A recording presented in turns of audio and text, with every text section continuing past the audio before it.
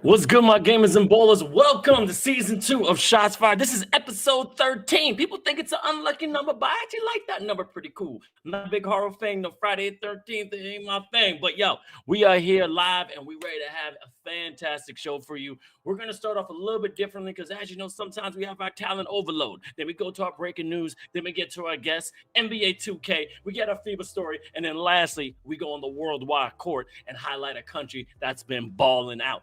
But today we have a special guest. I can't wait to have him on. This man is a professional. And the time constraints is kind of a little different from us normal folks, all right? So we got to get him in and out like a fast break, okay? We got to get these 2 pointers quick because he has to be helping somebody get that NBA title because, you know, right now, I want my Knicks to win, but Jimmy Butler, he may be taking it, but Golden State Warriors are nice, but the Joker, Jamal Murray, all of them, are dope. Real quick, I say hi to everybody. Thank you so much, everybody coming through on TikTok. Ramen, I see you. What's going on, my people on Twitch? Chilling with y'all.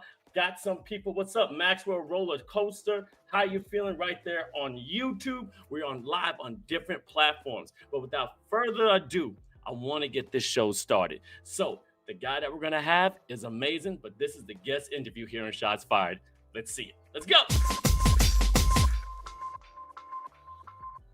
So as you already know, when we have any guests, and shout out to Manny Love that was on, Big Mac, you know, and also Yvette Morales, so many people showing love and spreading the community of basketball all over the world.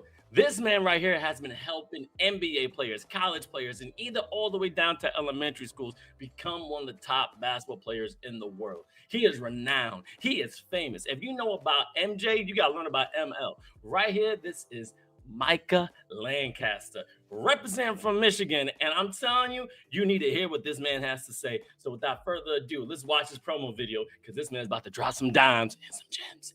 Let's see it. I am an NBA skill enhancement trainer. I've been hired by the Boston Celtics. We've worked with the Indiana Pacers. And at I'm Possible Training, we have worked with 5 current NBA All-Stars.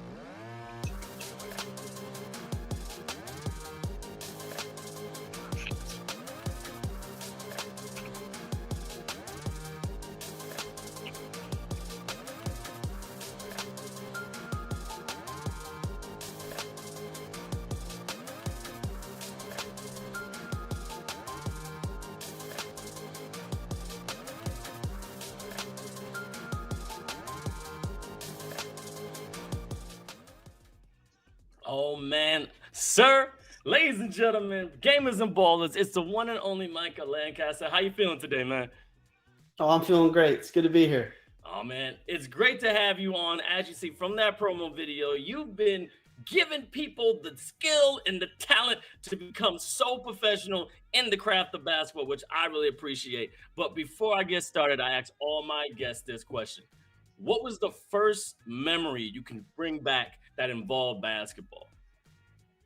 The first memory in basketball, period. Yeah. It's got to be back in my YMCA days. You know, I had a 63-point game back when I was like, probably 9 years old. So that was I think that's the earliest. And it was just me just stealing it at half court every time because no one could dribble. Oh, that's you taking a bit. Like, oh, but, that ignited me. That got me excited. Man, and but they like, okay, they have a 63-point game so far back, and I did a little research on you. I mean, you're coming from Michigan, which I have to admit, I know there's some ballers out there. You're at the high school of Comstock Park High School. You were 4'11" in high school your freshman year, and you only got up to 5'2". But you balled out. Like, what gave you this drive? Because I know being one of the smallest people on the court, sometimes you defer, but you just kept going. So what gave you that love for basketball? Well, I got to 5'9" eventually. So I didn't get stuck. But yes, sophomore year I was 5'2". Yeah. You know, sometimes it's just in you that you just want something, right? So I just always wanted to play college basketball. It was nothing that most people in my life would have said, "What are you doing? Yeah. You're too little for this." Mm-hmm. Fortunately, my parents were just giving me the green light to at least go for it. So, you know, most of the time I got more jokes of I probably should go into being a jockey, you know? So, but you know, when you really love it and you have a dream for it, then nothing really gets in your way of pulling it off. Great podcast and also YouTube channel called Dream Loudly, sponsored by the Dream Loudly Foundation. I want to give you this time again. I've been watching episodes. I'm caught up. I think I'm at episode, I want to say 10 or maybe 9. And you say it's now active. What exactly is the Dream Loudly Foundation? Because you keep talking about it, but not many details after. Actually, the next one is going to be on it. So Okay. the Dream Loudly Foundation is the first time we've ever been able to provide scholarships for players, all over the world, starting first in the U.S., but it's going to be allowing players to get scholarships to access in-person training and online training. Yeah. We want to reach the masses and help as many kids as we can. So even though I've been involved in the NBA, my passion's always been the younger kids, middle school, high school, because I'm attracted to dreams. Like that's the world I'm in. And we're also going to be scholarshiping trainers and coaches to learn, because we can't reach the masses of kids without more trainers. Mm-hmm. As many people say that it's saturated. It's not. We need more, but they need to learn their stuff. And so we'll be able to offer scholarships to the Dream Loudly Foundation for more trainers and coaches to really learn skill. And so, yeah, we're really excited about that. I'm excited too. And then you have a great co-host, Bryce Stanhope, which is an NBA shooting coach. You guys have this great rapport going back and forth with each other. So here's my thing. He's a shooting coach. Now you're a skills coach. I mean, you know how to get to the spot and crossover. Like, have you guys ever thought making like a super Monstar team of a shooting coach, rebound coach, defensive coach? Because as you said, trainers aren't saturated, but when it comes to that, how vast does it come when it comes to specialties, when it comes to the training world?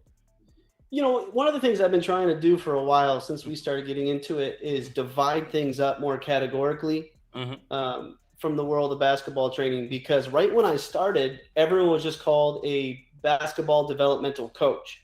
Yeah. So you didn't really know what you were getting into. It'd be like, you're going to go listen to music, but you don't have the ability to say what genre you want to listen to. Facts. So, what are you going to do when you walk in? Is it going to be hip hop, country, rock? What is it going to be? So basketball training really didn't have any of that. So it's really important that we understand that not everyone does the same role. So for me, I'm skill enhancement. Now, I would say that is every skill possible in the game of basketball. So I would also be a shooting coach. I'd also be a ball handling and footwork specialist. Yeah. But I'm not going to get into the X's and O's as much. I'm not going to get into the game situations. I trust coaches to do their job for things like that. So people are seeing me for my specialty of how to raise their skills. And Bryce is also the exact same, but his lean, like his passion is shooting, and he's phenomenal at it. So if I had like one area that would be like my master of mastery, it would be footwork, and his would be shooting.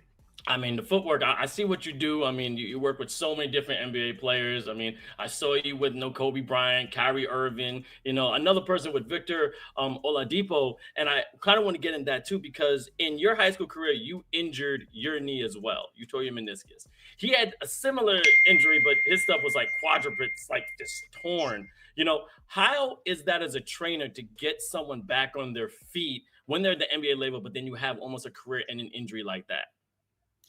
Yeah, I mean, I can't compare mine to his, obviously. I mean, we're talking, completely different spectrums. And, the knee's not even the problem with his, right? So, he had a really, really serious injury. So we just do what we can do. We work on the skill side. So the beautiful thing about skill training is we're able to train players when they're hurt or when they're healthy. So even though he ended up having to get the surgery again due to basically a botched first surgery, from what I've we know. But we were able to keep the skills sharp. We were able to continue increasing the shooting, the footwork. I mean, not the footwork, the ball handling, the passing, up until he was able to be on his feet. And so that was what was really special about that period, is just that he was able to work. Actually, within a week of his surgery, we were already training ball handling and shooting and passing. And so that's the unique side of skill enhancement. Since we're not doing game situational stuff, we don't have to be, working on screen rolls and so on. So, but yeah, that's a grueling task. I feel for him right now. He's going through it again. But he's got some unbelievable drive. Yeah. Now, I love the play on words. I bought myself. I always support the people that come on the show. And I just want to say it feels real good on my skin. Like, I mean, this is quality here. But the impossible go to I'm possible. You know, what was the background with that? Because it's such a beautiful play on words. And as you said, you're a person believing in dreams, but what came up to this brand? Because it's amazing for basketball players. The impossible to I'm possible. Yep. I mean, shoot, can I get religious on this show? Can I talk yes, about you faith? can. Yes, this is shots fired, baby. Then there we go. So for me, I'm a Christian. Impossible turning into I'm possible. That apostrophe stands for Jesus Christ. So, you know, he turns the impossible to the I'm possible. So you insert him into the equation, and that's where it is. So that's where that came from. And it just stands for so many things, you know, turning the impossible into the I'm possible. That apostrophe is faith. That apostrophe is hard work. It's blood, sweat, and tears. And so there's so much into it. But for me, it has to come down to belief. And I think a lot of times kids don't really believe in themselves. So, you know, and a lot of times their parents don't believe it's possible for them either, because they're always told what their odds and all that is. You know, I think the NCAA tells people they have a 1 to 3% chance of playing college basketball, which is a completely bogus statistic, but probably don't have time to get into it because they're basing it off of predictability or just not even odds. It's just there's this many players and this many people playing the sport in high school. So, you know, belief is big. We need to actually give kids a belief system that makes sense for them. And so we want to push towards that dream. And that's amazing. I mean, you got the, you know, I'm Possible training program was created in 2009. And again, please, everyone, if you're watching this and when you guys watch on YouTube, watch Dream Loudly, because you had this quote, you never practice mopping because you were a janitor at once, but you had a dream of becoming a trainer. And you go into these amazing stories about how coaches think about the team before the dream. You know, they think about what's better for the team. And I also, and again, as I just want to say my little thing, in high school, I was a decent player with AAU. People said, you're going low D1, D2. My high school coach said, you ain't never going to do that. Talk about those situations when you do have those coaches that go to a kid in high school and medical saying, you can never be X, Y, and Z, but then they go to your program and all of a sudden that changes it. And like, what do you tell them to motivate them? Man, I think you just asked me like 10 questions. So let's just get into it. You know, if you were talking about the younger coaches are, if you even looked at, and I'm not familiar with how FIBA would do this, for instance, but USA Basketball actually coaches to basically create plans surrounding where each kid is at. So you're asking people who are volunteers, you're asking people who are AAU coaches to look into their crystal ball, look into their bias about a kid and make a plan around what they think that kid is capable of. So for me, in my situation, when I was 4'11" as a freshman, what bias do you think I experienced? It was, hey, you better just shoot threes and do floaters, and that's all you better dream of, right? So if I would have listened to that, I never would have been able to play college basketball. I never would have been able to be an All-American. I never would certainly be doing this now. So, and it's not the coach's fault, but they're not skill specialists. They don't know, and they also don't know what's going to end up being the kid's drive, how tall they're going to be, how fast they're going to be. So we have this really crazy thing in the basketball culture of coaches trying to determine the future for kids way too early. And really we need to get out of their way and just give them more options. You know, here's the footwork that's available in the game. Here's the ball handling, the shooting, and the finishing, and let them figure out who they're going to be, especially at those young ages.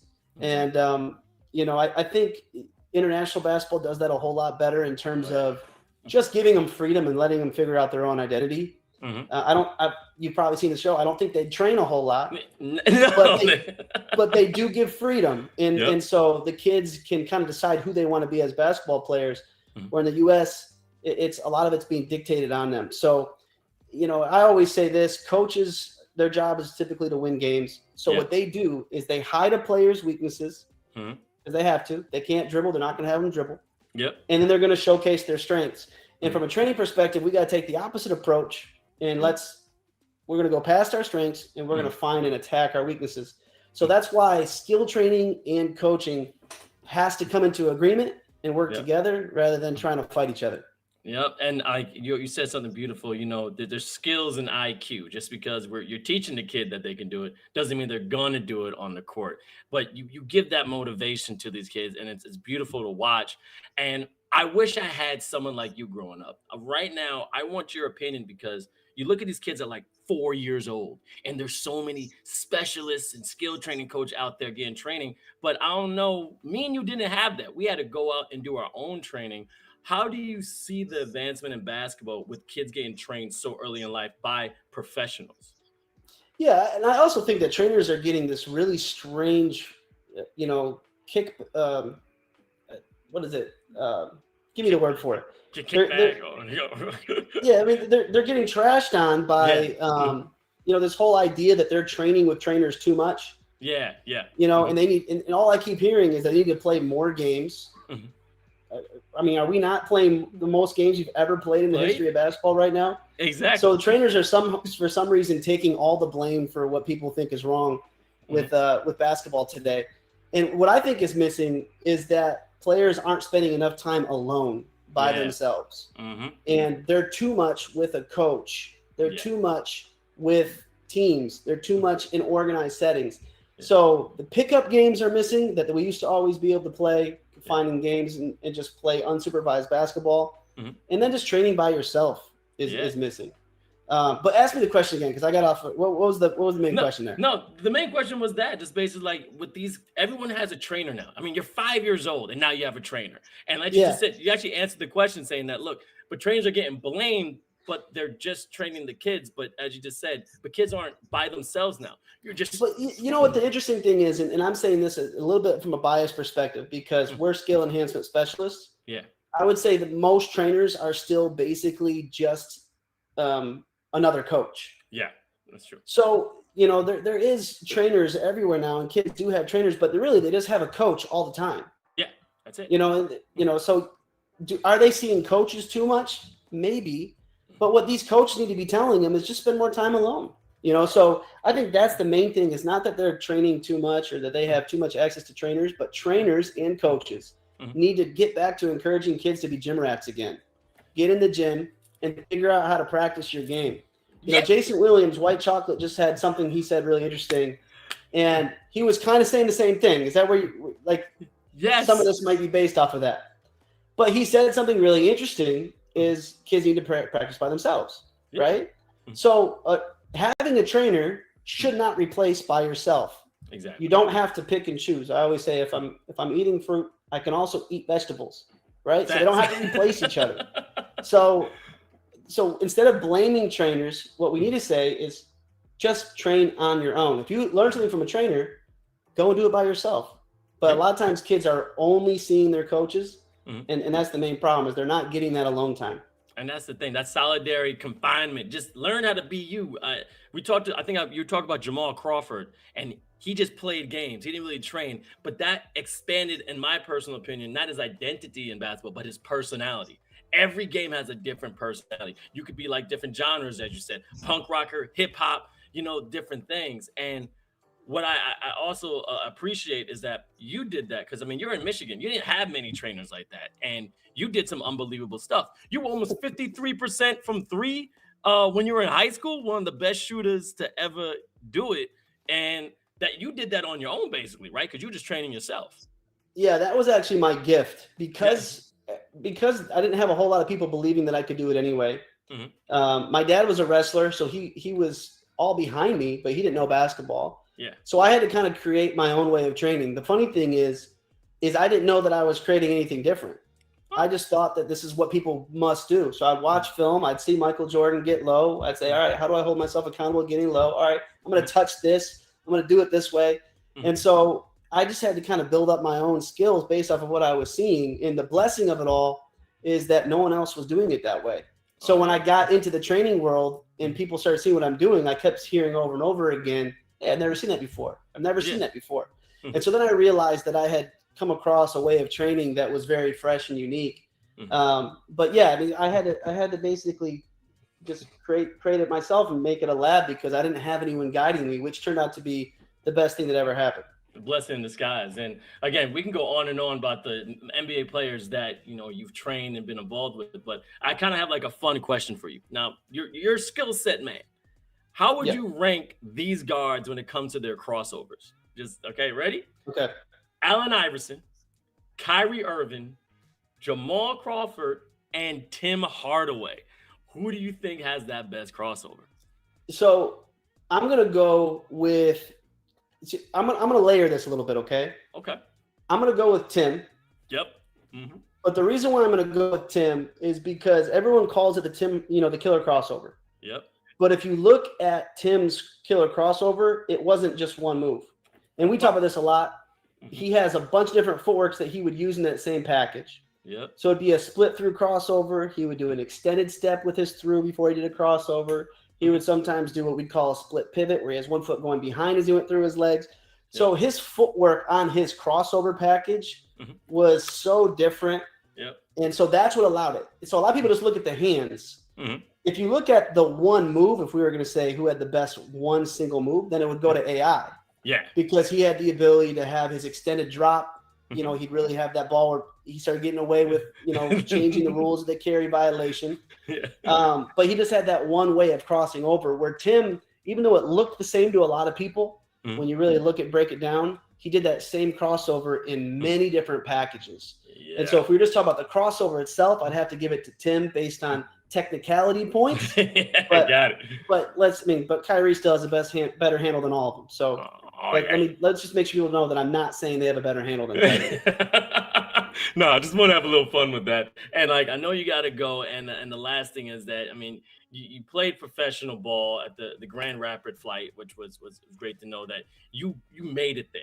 And what's beautiful is that you created this fantastic brand that's I'm Possible. And what I want you to do right now is, if you have any other things you want to say to kids that are watching, saying like, look, you got a quote for them or motivation that's helped you get through all your accolades and become the man that you are. Yeah, my favorite phrase is immediately comes after persistence. Mm-hmm.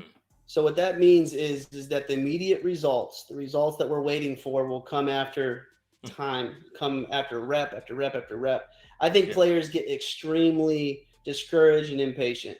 Mm-hmm. And a lot of times it's because as trainers and coaches, we'd show them a move and then say, okay, now do it in the game tomorrow. Now do it in our scrimmage. And you just can't force skill like that. Yeah. So a lot of times you could be working on one move over and over and over again. Maybe you're doing your drop cross. Mm-hmm. And then you're going to go play basketball and just forget about it. Forget you even trained for it. Don't even think about it.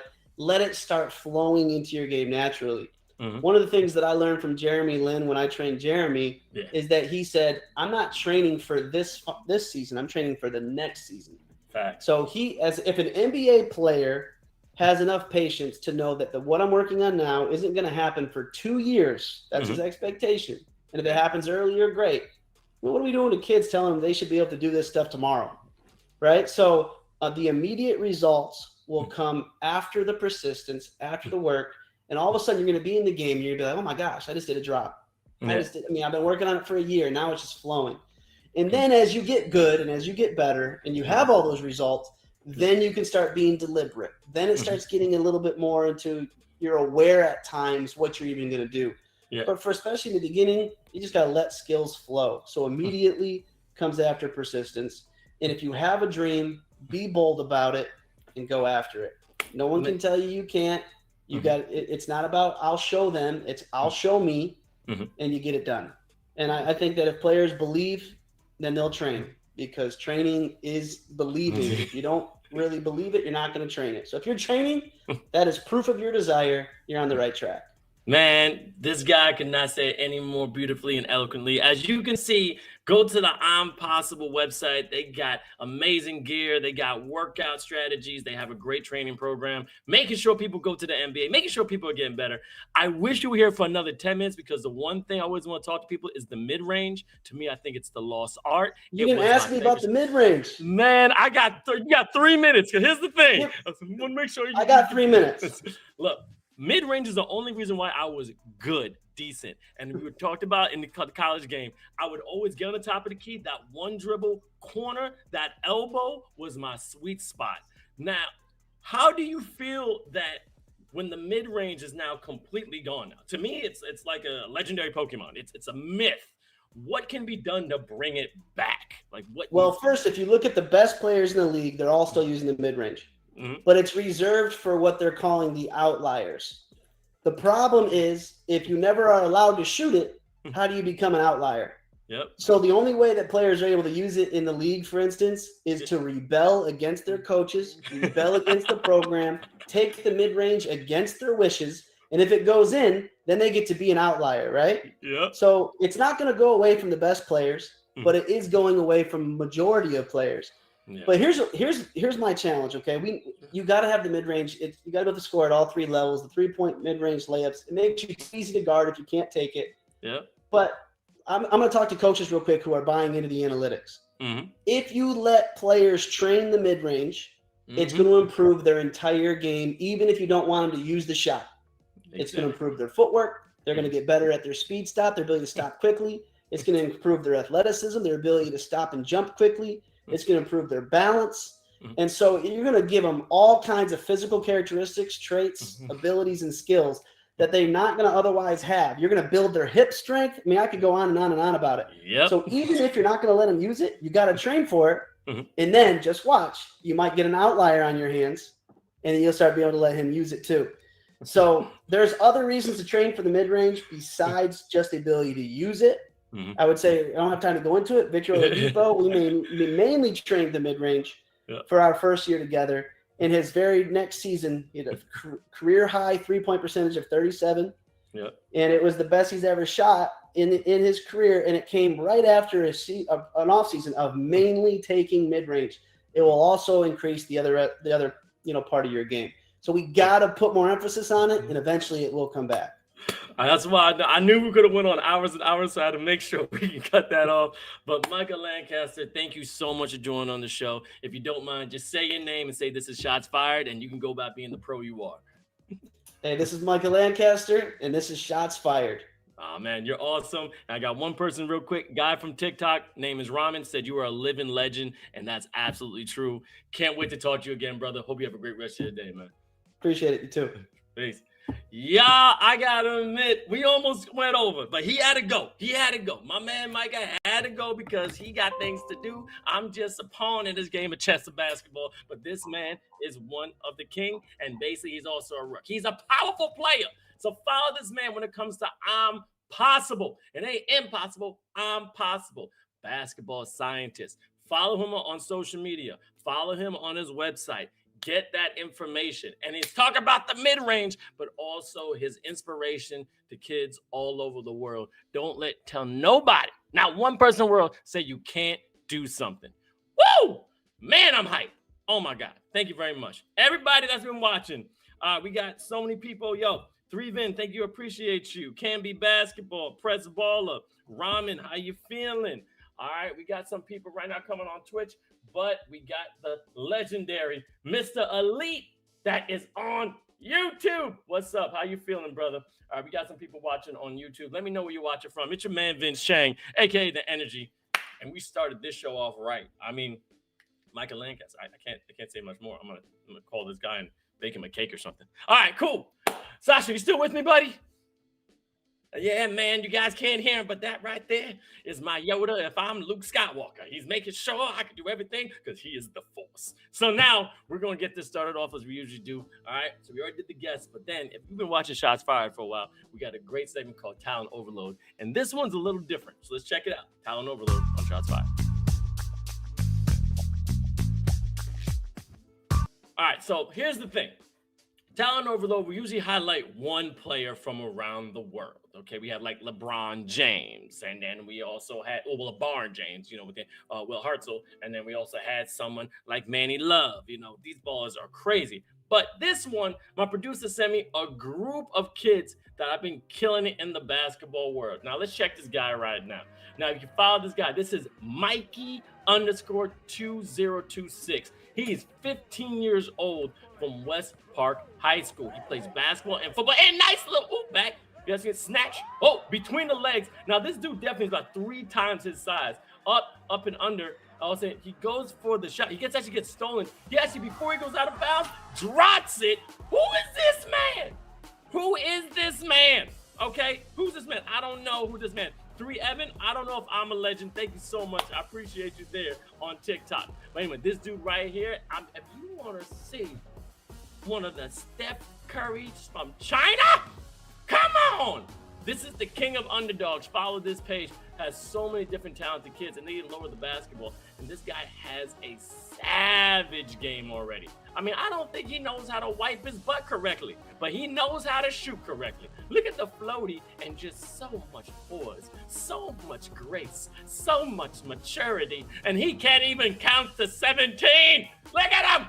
That's talent right there. That's a talent overload. I can't believe this kid. Now look at this kid right here. I've been trying to find the names of these children, but they're very smart. I'm not putting it online because there are kidnappers, and I wouldn't put my kid's name on there. But these kids are talented. Look at the hezzy. Guy went up and down, nothing but the bottom net. Now this dude was killing. Now I've been to basketball camps. All right, I was usually one of the coaches. So sometimes they would say, hey, why don't you play one of the kids to see how good they really are and make them better? Now, sometimes they act like they're not. Oh, he hit his dumplings. But sometimes they act like they are not that good. But it's looking like this kid is actually whooping this coach's butt, which that's embarrassing. Now, all right, here we go. We got the kid that's probably behind ChatGPT. All right, if you ask a question, he's the one answering it. But then, boom! I'm telling you, Hadouken! I'm just trying to. Now, this is the cutest thing. Look at this kid. They're gonna be best friends for life. All right, this was Yao Ming and Jeremy Lin if they were shrunk down in size. Now come back. Look at this pump fake, up fake, 2 times hoppity hop. Woo! Jumping jack flash. Man, move your feet, lose your seat. Now this is look. We're gonna say a shots fired. I love Asian kids, I really do. But man, oh man. Their hand-eye coordination is too good. He is skateboarding and dribbling, and he don't know how to do laundry. Like, look at him. The ball is the same size as him. Oh goodness, I appreciate it. Thank you guys so much for coming through. Padre Pio, I see you there on TikTok. Now, I've been trying to find this kid's name, and he went viral about 2 or 3 times already. His balance, he's the Bruce Lee of basketball. The balance. Oh no, don't do it. Don't do it. You're going to give him confidence. This kid, he's so cute. He's going, and he goes for the bigger one. You just want to clap for kids when they do stuff like this. But anyway, this is the King of Underdogs page. Follow this page. It is amazing to watch these kids talented. I see you, Maxwell Roller Coaster. I feel you. But anyway, this dad right here found the cheat code. Okay, look at that. Taking your walk, taking your son. That's it. Now this is some Jackie Chan, Karate Kid training. Okay, this is, Mr. Miyagi. We're gonna make you better. So I don't know. His dad is definitely behind. Okay, I just built a new gate, but we're gonna use this to our advantage. So you're gonna keep dribbling until I come back. Now also, this dude right here is a 7-year-old referee. He is sick. He's amazing. And he has all the antics of it, and he's ready to ball. I mean, people can make fun of what you want, and there's more of them though. There's not just one. There's multiple kids that want to be referees. Look, if you don't get to the league, that's fine. Okay. However, if you still want to be part of the game, there's other ways you can do it. You can own an NBA team. You can be one of the athletic trainers of an NBA team, or just be a referee because you know the game so darn well. Shout out to Talent Overload. Thomas, that was awesome. A little bit different, and I'm feeling it. All right. Woo! 10 little breaths to say what's up. Oh, we already got 2,000 likes on TikTok. I appreciate you. Oh yeah, I see you, baby. If you put any comments in the comment section, I'll give you a shout out. It's your man Vince Chang, aka the Energy. And right now, we're still going on, people, on YouTube. Yes, this is live, baby. This ain't a pre-show. It's live. There's a lot of good stuff. Oh man, Micah Lancaster was on. Pick up your own hoodie. This thing it feels so good. It's like wearing a cloud. So nice. Yeah. But anyway, we got next segment of the show on Shots Fired. This right here is breaking news, and let's talk about the MIP. Let's go. One of my favorite graphics here on Shots Fired. Anyway, the MIP, let's talk about it, because you know me, we got the news for you, and this is a little bit different. So let's check it out. Now, last week, we were talking about the MVP, the Kansas, the Jayhawk, the 76er, the one and only Joel Embiid. And then John Morant last year got most improved player, but who got it this year?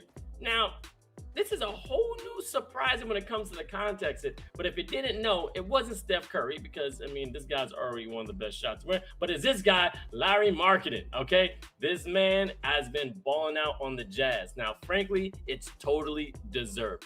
Markkanen turned in an average of 25.6 points, nearly 11 points better than the previous year. A progression in record time, and it is beautiful. And above all, he's the first European to win this distinction since Giannis Antetokounmpo in 2017. This man is from Finland. The first Jazz player also to ever be distinguished as well. And of course, as I said, the first Finnish in history to win it. You go, Finland. And I gotta say myself, that's beautiful. Now, when it comes to this incredible Euro basketball, an outstanding NBA season, accompanied with the first All-Star selection, and also wins the Most Improved title. Granted, the Jazz didn't go to the playoffs. What would you think this man would do? He would go on holiday, right? Kick back and be on a beach. Well, no. This man is going to the military. The young Finnish is doing military service. Like, are you understand? I'm really history with that. In Finland, every man has to do his military service before his 30th birthday, which I think we should do that in America too. Not a draft, but just whatever. But we're just talking about 6 to 12 months. So half to a year of military service, you learn a lot of things. And it remains to be seen how his obligation will be organized. But with 6 months of the Finnish territory, it would mean that he would return to USA just before beginning the next regular season. So he'll be in 6 months in Finland, then we'll come back to US. But again, he's representing his country. That's what's up. Shout out to you, brother. But then Lauri will be declared that he wants to participate in the World Cup.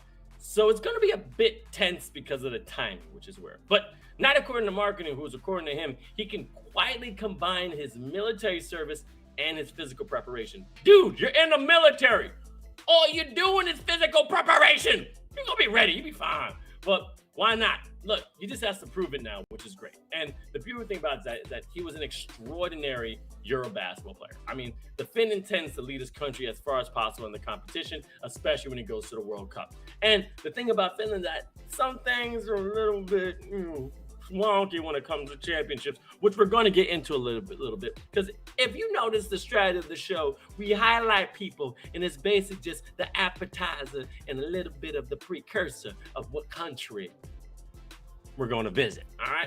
But again, Lauri Markkanen absolutely deserves this, and he was a monster, especially overseas before he came to the NBA. I mean, his tenacity is crazy, but I have to love how he goes and the way he plays. And to say much about vacations, this man ain't taking one, because what he doing is he's serving his country, he's serving his brothers in the NBA, and now he's going to serve his one and only place that he was born in, the World Cup, and make sure he tries his best to bring home a medal. Shout out to Lauri Markkanen. I've been trying to find out how to say him, and he's dope. It's a dope name. I like that. Lauri Markkanen is dope. But Finland, what's up? All right, who else right now is on our page? It's the same. What's up? Don't know what that means. I can't say that. Don't know how to say that, so I'm not gonna. I know salute. I don't know. Can we get a translation? Okay, greetings from Switzerland. Okay, that's good. Just want to make sure you weren't trying to say something, because you know there's trolls in this world. Okay, what's up, Chris? I feel you looking better, baby. What's good? How you feeling? Yeah, the guy was scaring me because we had some things back when we were online, and they'll say, "Why don't you say this?" And I'm going, and it's like, "Go something your mother." I'm like, I didn't mean to say that. But anyway, yes, from Switzerland. Hello, Swiss. I know you like chocolate. Hi. I'm sorry. I'm silly. But yeah, what's good? I know you a basketball player. Love it. All right. Well, here we go. We got some more right here in Shots Fired. That was dope. And shout out to the Most Improved player. Okay. Now, usually we would have the guests here, but now we got something else. We got a little bit out of order. We're on Twitch. And with Twitch comes with NBA 2K. So right here, this is Shots Fired, the NBA 2K segment. Let's watch. I feel like I'm a giant with a 5'8". I feel more defiant when y'all hate. Now, this is a very interesting concept. My man Thomas Oliver hit me up with this video and also this idea that what if things changed back in the 90s? Let's bring it up. The question is this. What if instead of Michael Jordan, LeBron James played for the Bulls? Now, I don't know what you would think, but I think that'd be quite interesting. The thing about that is that Michael Jordan was one of the best players to ever do it. But he was, more of a ball hog, but he know how to, do his thing. LeBron James is the facilitator. So with that being said, how would that look?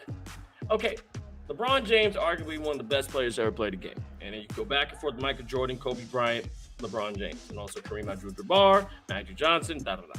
However, if Michael Jordan was on that 90s Bulls, Horace Grant, the general enforcer, Bill Cartwright, Dollar Bill, Medical Bill, R.B.J. Armstrong, the Kid, Steve Kerr, Ice, John Paxson, Johnny Pax, Tony Kukoc, Special K, the waiter, the Croatian sensation, and I love the nickname Pink Panther. That was amazing. Also, the one and only Ron Harper, aka Hollywood, Ohio Flyer, and let's talk about Scottie Pippen with Batman and Robin, and also the Psycho, the OG Dennis Rodman. Who would be the best player in the NBA? I think LeBron James would actually facilitate more to Scottie Pippen, and Scottie Pippen would. That's my personal opinion. Oh, real quick. You just said, question for you. What's the only Swiss NBA player? Isn't he on the Oklahoma City Thunder? Thabo?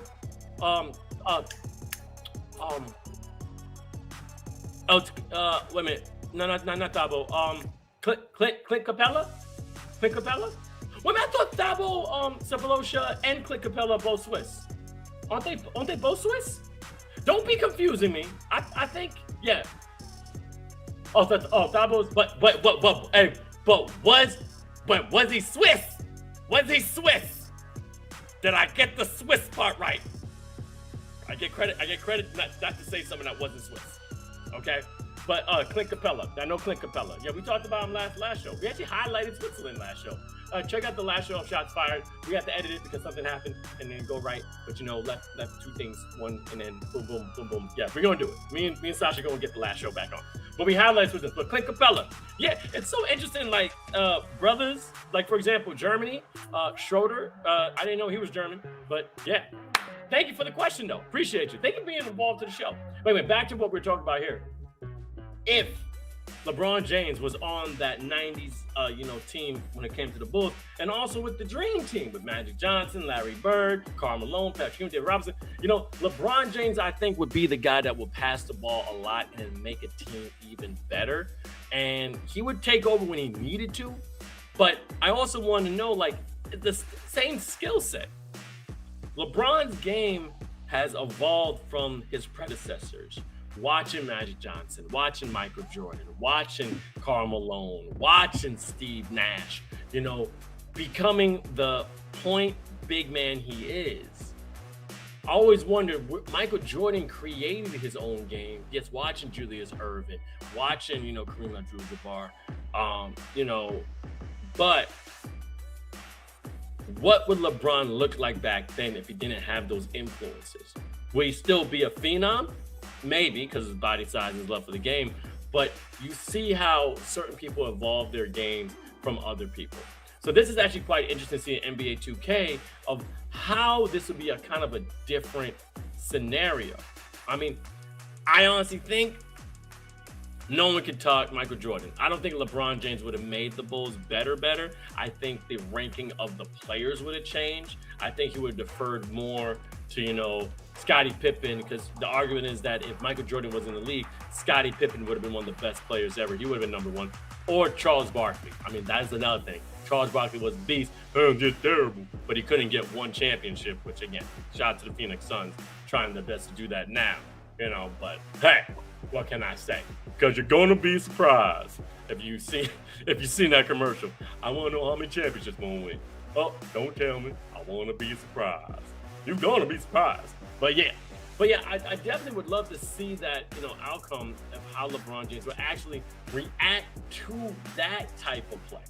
We always talk about the physicality of the 90s, of the 80s, but like this man was getting clotheslined when going to the rim. LeBron, if you sneeze on him, it's a foul. You know what I mean? Like, bruh. Completely different era, completely different, stages of the game. But it would be quite interesting if we could one day do some Space Jam stuff and bring the past players with the new players. Because I would love to see I would love to see Gary Payton, GP, the glove, guard Kyrie Irving. That would be actually quite interesting. I don't know why I just thought of that. That would be quite cool. That would be cool. Yeah. I wish we could go back in time and get these players to play against each other. But hey, we ain't got time travel yet, but we're going to get there. All right. That was dope. So we're going to keep it going. The next part of the beautiful show, Shots Fired, is that we have the FIBA story. And this FIBA story is a little controversial. So let's check it out. Right here, Shots Fired, FIBA story. What is it? So we're getting closer to something called the World Cup, which I think after that, you can then consider yourself a world champion. So it's funny how the NFL has their, Super Bowl and they're the world champion when they don't play against any other countries. Weird. But the World Cup, you're playing from countries from around the world. And as you see right here, we're getting closer to the FIBA World Cup of basketball. And we always, hope to see some NBA stars to show themselves, to make us feel, special. Because at the end of the day, they're still the NBA and they get to go around the world. And also, they're people who love them get to see them. But by the way, in the chat, let me know who you think is going to win in the World Cup. Just let me know who you think is going to win the World Cup. But anyway, Rudy Gobert has already paid the price. The Wolves player in the French international said he's not sure if he's going to participate in the next World Cup. Okay, what's up, Kels Brook? How you been, Kels Brook? But the internet. He took a huge slap in the face on social networks. But at the same time, and you have to understand, first of all, NBA players are very busy when it comes to determining sport and commitments throughout the year. And this is when we're going to talk about the difference between FIBA and the NBA. Now, think about this. There's 82 games plus the playoffs. And for some, it's already huge. I mean, there are many players participating in summer camps, preseason games, which leads them to little engagement into international competitions, such as the FIBA World Cup or even the Olympics. In addition, NBA teams are very protective of their health and fitness in their players. Injuries are very common in basketball. You get a sprained ankle just by walking out the tunnel. And then NBA teams are often reluctant to let players even enter competitions that could involve an industry, thus prevent them from playing in their French fries. In their franchise. But here's the thing about this. Finally, the NBA and FIBA schedules are not always, compatible. FIBA competitions often take place in the summer when NBA players are on break between seasons. But NBA training camps preseason, now their games take place during that time. Now, it's said that many NBA players have completed successfully in FIBA competitions in the past, including the Olympics. But these competitions give players an opportunity to represent their country and play against the best players in the world. And guess what? Of course, the one and only, boom! Lauri Markkanen is, for example, okay? Markkanen's explosion in the NBA this season came off the back of his incredible performance in the Eurobasketball 2022, where he averaged 27.9 points on 54.2% shooting to go along with 8 rebounds per game. So I don't get no excuses, okay? Europeans could be a little bit stronger, all right? In the round 16, Markkanen scored 43 points to lead Finland to a 94-86 win over Croatia, setting a new time all record for the Finnish player at the Eurobasketball, while simultaneously guiding Finland to the first quarterfinal appearance in 55 years. The finisher. Get him. But yeah, replicating the feat in the World Cup would be quite a challenge for Markkanen and his co-workers and those players. But at the end of the day, it can give you confidence in your game to allow you to reveal yourself to the world. And that's what I love about FIBA. Now, let me know how y'all think. How do y'all feel about NBA players playing in FIBA competitions, such as the World Cup and the Olympics? Understanding marketing, understanding it's about a business, understanding it's not getting your main player hurt. But on the flip side, putting yourself on the world stage, because not everyone has access to NBA TV. You get to go to a different country, and then you see these people in commercials that are these NBA players, but now they're in your home. So how do you feel about that in the chat? Kels Brook, you already knows about the finisher. Appreciate you coming through. Have to go to Finland, of course. Yeah. Yo, how'd you get that emoji? That is crazy. Oh my God, that is what? That emote. Sorry, that emote is dope. How'd you get that emote? That's great. Okay. Yeah, I mean, we only got a couple of viewers, man. Maxwell Toaster, but we're just having a good time. But all right, let me see my people there on TikTok. How you feeling? Yeah, we chilling. But yeah, at the end of the day, how do you feel about the combination between FIBA and the NBA? At the end of the day, you got to protect your prize. I understand that. But if you're a hooper, you want a ball. You want a ball on so many different levels. Euro basketball is different from NBA basketball. And I got to admit, I love watching games no matter what. And we're getting a lot of good competitors coming up from different countries. So I give credit to everyone's due that you do a full season and then come off and keep playing. I mean, I'm 33 and my knees are already sand. To put the amount of pressure you do after 82 games, could almost play almost 100 games within a matter of like months after you take a break. I don't know how you can do it. And then still sneaking out, because NBA players sneak out to get some like backcourt games at a park and stuff like that just to keep themselves warm. Whew, that's a toll on the body. But hey, man, you only got one life. And, I'll take my advantage when I can. But that's my opinion. I'll ball as much as I can. One Fincher streamer has it. Oh, really? I didn't know that, Kelsberg. All right, dope. Greece, what's up, Maris? How you doing? You coming from Greece? Like it. Kalimera. I think I know that. My one Greek word. All right. So we got the final segment here on Shots Fired, in which we go to the worldwide court. And I wonder which country we're going to highlight. So right here, worldwide court on Shots Fired. Let's check it out. Now, I'm pretty sure you guys had an idea what we're going to talk about, because we had someone named Lauri Markkanen, and he's come a place called Finland. So let's go to Finland. All right, so get your scarves out because it's a little cold, and your warmest coats, because today I am so excited that we're going to travel far across the sea. I'm in New York City, and I'm also living in Jersey, but now we're going to be in Finland.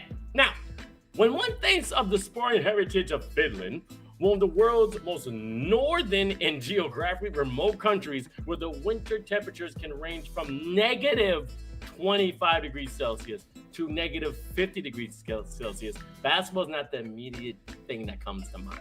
But at the same time, it has the principal moment on the show in which they've never won a medal in any major tournament. Okay, no, wait. Okay. Next is better, okay? It's only qualified to compete in basketball tournaments at the Olympic Games on 2 occasions, 1952 and 1964, in men's competition.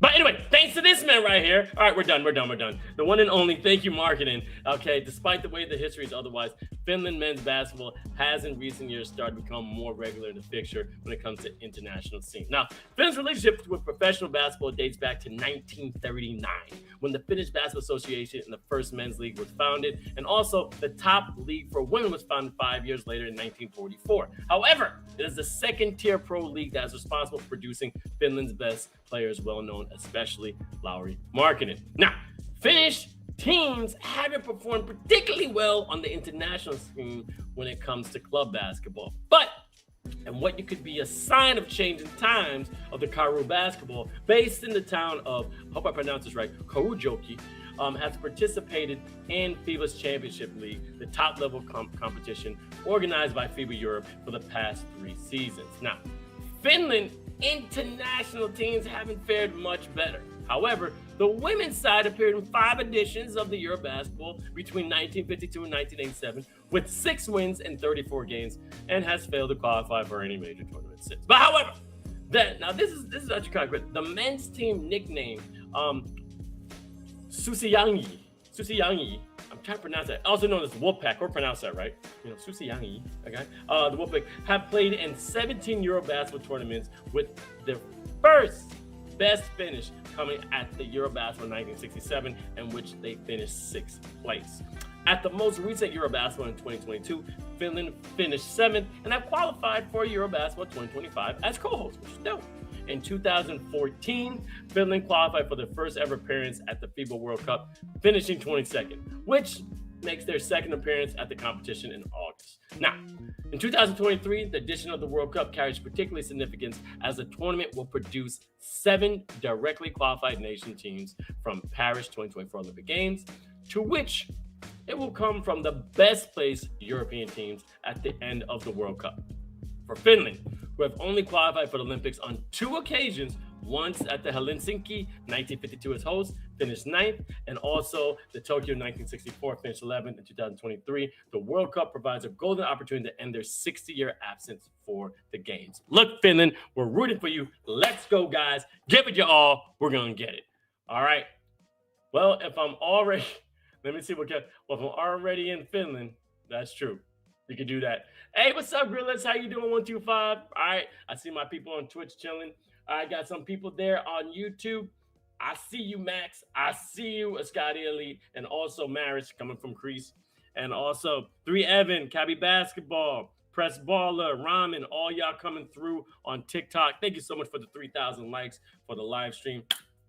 Appreciate your jutsu for y'all. And also, this has been dope. We started off this fantastic show with the one and only Micah Lancaster. And I keep thinking Lannister because I keep thinking about Game of Thrones, but Lancaster. And again, follow this man. I'm Possible.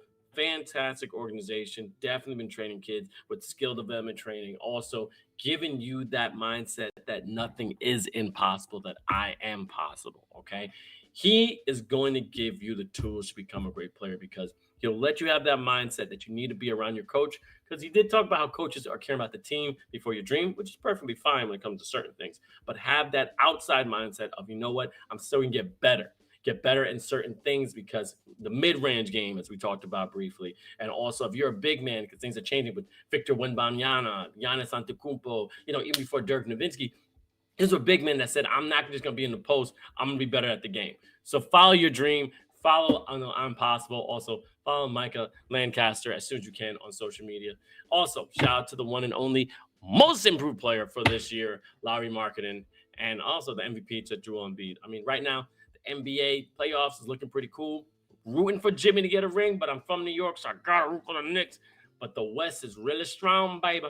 And Denver, not that many people can touch him, but the Warriors still got shot. And LeBron James is looking younger by the second, which is still kind of scary because he should be getting older. But I think he's really trying to play with his son, Bronny. So we're going to go from there. Anyway, as a Finn, thank you for showing. Ketos, thank you so much, Kels. I appreciate you coming through. Appreciate everybody coming through on YouTube. Appreciate y'all. And also my people on TikTok. You guys show a lot of love. All right, we're going to be back next week. I want to say, make sure I get my dates right, because next week is a travel month, and I know that we have a great guest next week. I'm actually really, really excited. Get that. This is you guys are watching from. Here we go. All right, yep. So next week, we're going to be live once again on Twitch, YouTube, and also TikTok. It's going to be on 5/19, okay? So that's going to be next Friday. Yep, next Friday, normal time, 6:30 p.m. Again, thank everybody who's been watching us for a couple of shows. We got some news coming in the next couple of weeks. I can't disclose it, but it's going to be a great advance when it comes to the FIBA channel. All right, but follow us on TikTok, follow us on Twitch, press that like button, press that subscribe button if you want, but definitely, press that follow button. Also, shout out to the people on, Instagram that's giving so much love, and I appreciate all you. Anyway, I've been your man, Vince Chang. Shout out to my man, the Yoda, and I'm Luke Skywalker. Buckets Buenos. He has sacrificed a UFC fight for me. That's why I love him. Merci beaucoup. And he's laughing with his little evil. I'm going to get you later. But anyway, thank y'all for coming through this show. I'll see you guys later. You guys been dope. This is Shots Fired with your man, Vince Chang. Peace.